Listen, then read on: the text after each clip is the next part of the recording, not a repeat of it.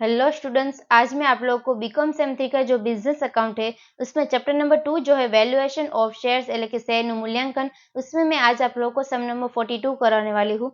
तो यहाँ पे इस सम में आप लोगों को ऐसा बोला गया है कि सबसे फर्स्ट यहाँ पे the balance sheet of the Krunal limited as on 31 March 2024 is given below. એટલે કે ગુજરાતીમાં એવી રીતનું આપેલું છે કે तारीख 31/3/2024 रोजनु कृणाल लिमिटेड पाकू सर्वे नीचे मुजब आपेलू है। ठीक है, देन उसके बाद आगे यहाँ पे लास्ट में नीचे आप लोग को अदर इन्फॉर्मेशन दी गई है। ठीक है, उसमें फर्स्ट क्या है तो the market value of the building is 20% more than the book value. ठीक है, एटले के मकान की बजार कीमत तेनी चोपड़ा कीमत करता 20% वधारे छे। देन उसके बाद सेकंड है यहाँ पे stock is to be valued at 10% less than the book value. एटले के स्टॉक नु मूल्यांकन तेनी चोपड़ा कीमत करता 10% ओછી કિંમતે કરવાનું છે। ठीक है, उसके बाद थर्ड यहाँ पे गुडविल वैल्यू एट रुपीज 3,13,200 એટલે કે પાઘડીનું મૂલ્ય 3,13,200 ગણવાનું છે। ठीक है, तो डायरेक्टली यहाँ पे आप लोगों को गुडविल दे दिया गया, यानी कि आप लोगों को फाइंड करने की जरूरत नहीं है। ठीक है, यहाँ पे उसके बाद फोर्थ नंबर का ऐसा दिया गया है कि cumulative preference dividend is in arrears for 2 years। ठीक है, एटले के 2 वर्षનું क्यूमुलेटिव प्रेफरेंस डिविडेंड चूकवानुं बाकी है। देन उसके बाद फिफ्थ यहाँ पे the company transfer 20% of its after tax profit to general reserve every year. ठीक है, एटले के अहीं आगळ दर वर्षे कंपनी पोताना कर बाद नफाना 20% सामान्य अनामत खाते लई जाए छे। ठीक है, उसके बाद यहाँ पे 6 नंबर का है the expected rate on return on equity shares is 12%। એટલે કે इक्विटी शेयर अपेक्षित वर्तन दर 12% आपेलो છે। देन उसके बाद 7th नंबर का है यहाँ पे the average profit of the company before tax at 50% for the last 4 years is 6,48,000। એટલે કે કંપનીનો છેલ્લા 4 વર્ષનો 50% કરવેરા પહેલાનો સરેરાશ નફો 6,48,000 આપેલો છે। Calculate the fair value of the equity shares of the company. એટલે કે કંપનીના ઇક્વિટી શેરની વાજબી કિંમતની ગણતરી કરો। ठीक है, तो यहाँ पे ये जो सम है वो मोस्ट टाइम पी सम है। ठीक है, क्योंकि इसमें बहुत कुछ अदर इन्फॉर्मेशन में कुछ ज्यादा 1-2 सेंटेंस से आप लोगों को दिए गए हैं। देन उसके बाद आगे यहाँ पे और एक ट्विस्ट आने वाला है, वो मैं आप लोगों को बताऊंगी। ठीक है, तो अभी हम लोग सम स्टार्ट करते हैं। तो यहाँ पे सबसे फर्स्ट आप लोगों को फेयर वैल्यू फाइंड करने के लिए बोला है, तो यानी कि हम लोग क्या करेंगे, तो सबसे फर्स्ट आप लोगों को इंट्रिंसिक वैल्यू फाइंड करनी है। ठीक है, એટલે કે આંતરિક કિંમત શોધવામાં આવશે। तो उसका फॉर्मूला है net assets divided by number of equity shares, એટલે કે ચોખ્ખી મિલકતો ભાગ્યા इक्विटी शेयर की संख्या। ठीक है, तो अभी हम लोग को नेट एसेट्स फाइंड करेंगे। तो सबसे फर्स्ट आप लोगों को समय गुडविल दे दिया गया है 3,13,200। तो यहाँ पे हम लोग लिखेंगे कि 3,13,200 गुडविल है। ठीक है, देन उसके बाद आगे यहाँ पे आप लोगों को फर्स्ट क्या दिया गया है बिल्डिंग के बारे में, तो the market value of building is 20% more than the book value, it's book value. ठीक है, यानी कि यहाँ पे बेस कौन सा हो जाएगा, तो बुक वैल्यू बेस हो जाएगा। तो यहाँ पे हम लोग किस तरह से करेंगे, 100 के सामने क्या है 20% मोर, यानी એટલે કે 20% વધારે, तो 100 + 20% यानी कि 120 हो जाएगा। देन उसके बाद यहाँ पे आप लोगों को क्या करना है, तो बिल्डिंग की वैल्यू कितनी दी गई है, तो वो आप लोगों को देखना है। बिल्डिंग यहाँ पे 8,28,000 दिया है, मगर उसके सामने यहाँ पे डेप्रिसिएशन फंड भी दिया गया है बिल्डिंग का 1,08,000। ठीक है, तो ब्रैकेट में आप लोगों को किस तरह से लिखना है कि 8,28,000 उसमें से लेस करना होगा 1,08,000। ठीक है, इस तरह से आप लोगों को लेस करना है, तो यानी कि फाइनल आप लोगों को 7,20,000 आंसर मिल जाएगा। ठीक है, तो उसके सामने यहाँ पे कितना आएगा वैल्यू, वो आप लोगों को निकालना है। तो अभी हम लोग क्या करेंगे, क्रॉस मल्टीप्लाई करेंगे 7,20,000 इंटू 120 डिवाइडेड बाय 100। ठीक है, तो यहाँ पे आप लोगों को 8,64,000 का आंसर मिलेगा। उसके बाद आगे यहाँ पे आप लोगों को सेकंड नंबर का क्या दिया गया है, तो वो है stock is to be valued at 10% less than the book value. ठीक है, यानी कि बुक वैल्यू आप लोगों को क्या करना है, 100 अज्यूम करना है। ठीक है, गुजराती में एवी रीतનું આપેલું છે કે સ્ટોકનું મૂલ્યાંકન તેની ચોપડા કિંમત કરતા આપેલું છે, એટલે કે ચોપડા કિંમતને શોધવામાં આવશે અને 10% ઓછી કિંમતે કરવાનું છે। यानी कि यहाँ पे आप लोग क्या करना है, 100 है यहाँ पे बुक वैल्यू। ठीक है, तो उसके सामने 10% लेस है, यानी कि 100 - 10%, तो यहाँ पे आप लोग को 19 मिलेगा, वो हो जाएगा मार्केट वैल्यू। ठीक है, तो और आगे यहाँ पे आप लोगों को स्टॉक कितना दिया गया है, तो वो 3,78,000 दिया गया है। तो यहाँ पे हम लोग लिखेंगे 3,78,000 के सामने कितना। ठीक है, तो आप लोगों को यहाँ पे क्रॉस मल्टीप्लाई करना होगा, तो आप लोगों को फाइनल आंसर यहाँ पे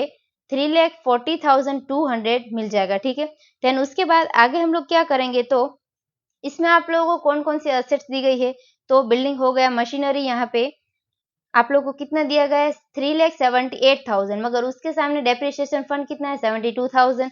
तो यहाँ पे आप लोगों को क्या करना होगा, तो 3,78,000 और उसमें से लेस करना होगा 72,000, ठीक है, यानी कि आप लोगों को 3,06,000 आंसर मिलेगा, ठीक है।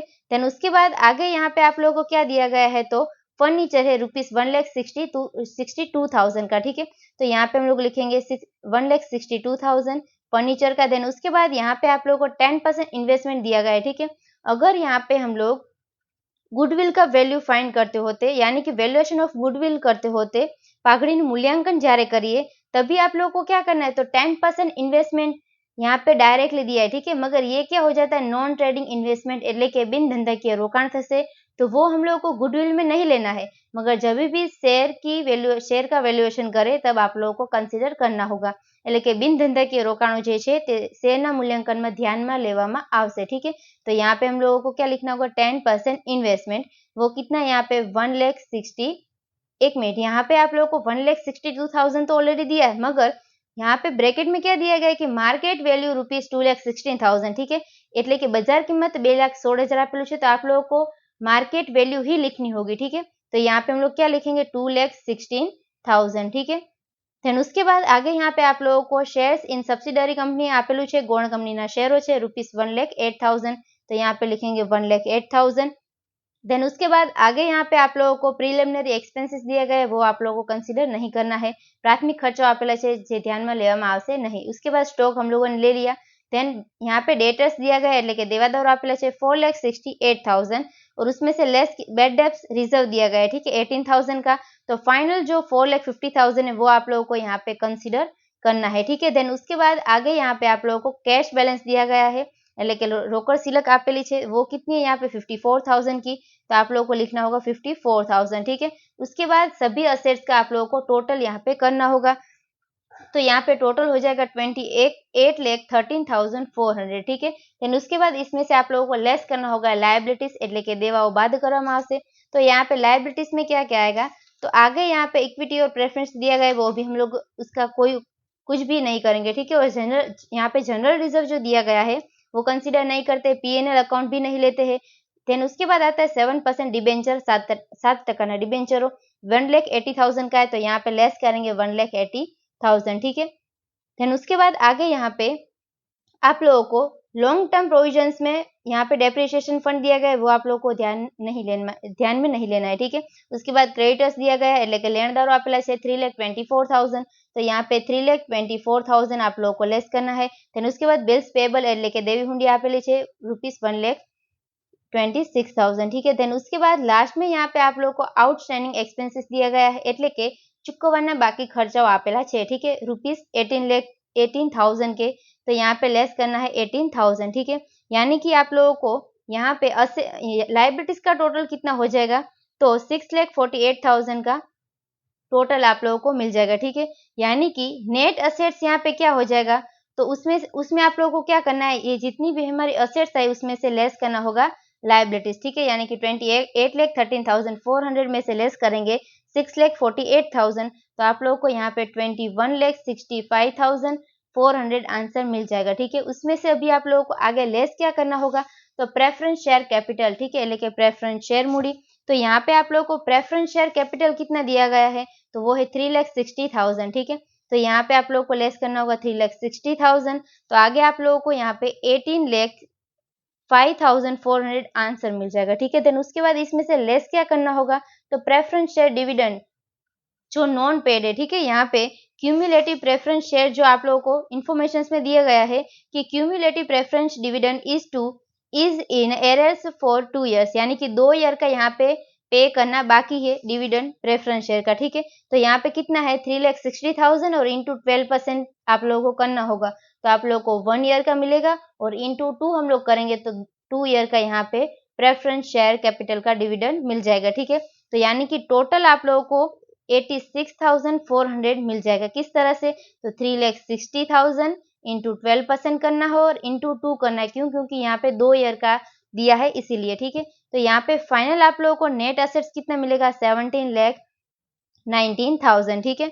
और उसके बाद आगे हम लोग क्या करेंगे, तो intrinsic value equal to net assets यानी कि 17,19,000 उसको divided by number of equity shares. ठीक है, तो यहाँ पे कितना दिया गया है, 9 लाख के इक्विटी शेयर है मगर 10 रुपीज ईच है। ठीक है, तो डिवाइडेड बाय 10 करेंगे तो 90,000 आप लोगों को मिलेगा यहाँ पे। ठीक है, यानी कि डिवाइडेड बाय हम लोग 90 करेंगे तो आप लोग को फाइनली 19.10 रुपीज आंसर मिल जाएगा। ठीक है, ये क्या हो जाएगा यहाँ पे इंट्रिंसिक वैल्यू એટલે કે આંતરિક કિંમત થશે।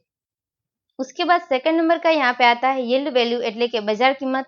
तो उसका फॉर्मूला यहाँ पे है dividend from average profit into paid up value of shares એટલે કે ભરપાઈ થયેલ રકમ અને डिवाइडेड बाय यहाँ पे क्या हो रहा है, तो नॉर्मल रेट ऑफ रिटर्न એટલે કે अपेक्षित दर। तो अभी हम लोगों को क्या फाइंड करना होगा, इसमें से डिविडेंड फ्रॉम एवरेज प्रॉफिट એટલે કે સરેરાશ નફા પર ડિવિડન્ડનો दर। ठीक है, तो ऑलरेडी यहाँ पे आप लोगों को यहाँ पे इंफॉर्मेशन में आप लोगों को क्या दिया गया है, तो average profit of the company before tax at 50%। यहाँ पे कौन सा वर्ड का यूज किया, बिफोर टैक्स એટલે કે કરવેરા પહેલાનો। तो लास्ट 4 ईयर का कितना है, 6,48,000। तो यहाँ पे आप लोगों को लिखना है 6,48,000 और उसमें से सबसे फर्स्ट लेस क्या करना होगा, 50% टैक्स। ठीक है, तो इसमें से हम लोग लेस करेंगे 50% यानी कि 3,24,000 आएगा। ठीक है, तो रिमेनिंग कितना बचेगा, 3,24,000। उसके बाद यहाँ पे आप लोगों को क्या दिया गया है, तो the company transfer 20% of its after tax profit यानी कि ये आफ्टर टैक्स प्रॉफिट हमारा हो गया એટલે કે कर બાદનો જે નફો આવે એના 20% લેવાના છે। तो यहाँ पे 20% of its after profit to general reserve every year એટલે કે 20% सामान्य अनामत खाते लई जवानुं छे। तो इसमें से आप लोगों को लेस क्या करना होगा, 20% यानी कि इसका 20% कितना होगा यहाँ पे 64,800। तो रिमेनिंग कितना बचेगा, तो वो आएगा 2,59,200। ठीक है, उसके बाद आगे यहाँ पे आप लोगों को इसमें से लेस करना होगा प्रेफरेंस शेयर डिविडेंड। ठीक है, तो यहाँ पे प्रेफरेंस शेयर कितना है, 3,60,000 का इंटू आप लोगों को 12% करना होगा। ठीक है, यानी कि आप लोगों को 43,200 मिल जाएगा प्रेफरेंस शेयर डिविडेंड એટલે કે प्रेफरेंस शेयर નું डिविडेंड। तो उसके बाद फाइनली आप लोगों को एवरेज प्रॉफिट यहाँ पे कितना मिलेगा, 2,16,000। ठीक है, એટલે કે સરેરાશ નફો મળશે 2,16,000।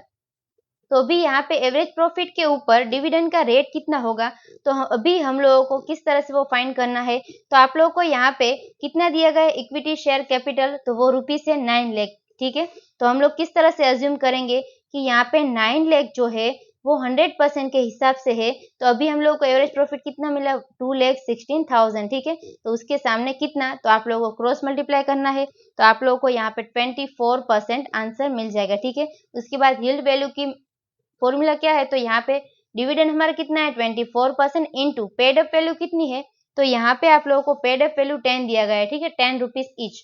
तो यहाँ पे इंटू आप लोगों को 10 करना होगा और डिवाइडेड बाय एक्सपेक्टेड रेट यहाँ पे आप लोगों को 12% दिया है। ठीक है, એટલે કે અપેક્ષિત વર્તનનો દર 12% આપેલો છે। तो यानी कि यहाँ पे आप लोगों को फाइनल 20 रुपीज आंसर मिलेगा। ठीक है, ये क्या हो जाएगा, तो यील्ड वैल्यू हो जाएगा એટલે કે બજાર કિંમત થશે 20 રૂપિયા। उसके बाद फेयर वैल्यू कितनी आती है એટલે કે વાજબી કિંમત કેટલી આવશે, तो यहाँ पे इंट्रिंसिक वैल्यू એટલે કે आंतरिक कीमत प्लस यील्ड वैल्यू એટલે કે बजार कीमत डिवाइडेड बाय 2 हम लोग करेंगे। तो यहाँ पे इंट्रिंसिक वैल्यू हमारी कितनी आई थी, तो 19.10 आई थी, उसमें ऐड करना होगा 20 रुपीज। ठीक है, और डिवाइडेड बाय हम लोग 2 करेंगे तो यानी कि आप लोगों को 19.55 रुपीज आंसर मिलेगा। ठीक है, तो ये यहाँ पे क्या हो जाएगा फाइनल आंसर, ये यानी कि फेयर वैल्यू आप लोगों को मिल जाएगी એટલે कि व्याजबी कीमत મળશે। ठीक है, तो यहाँ पे ये जो सम नंबर 42 था वो कंप्लीट होता है। I hope you understand and thank you all.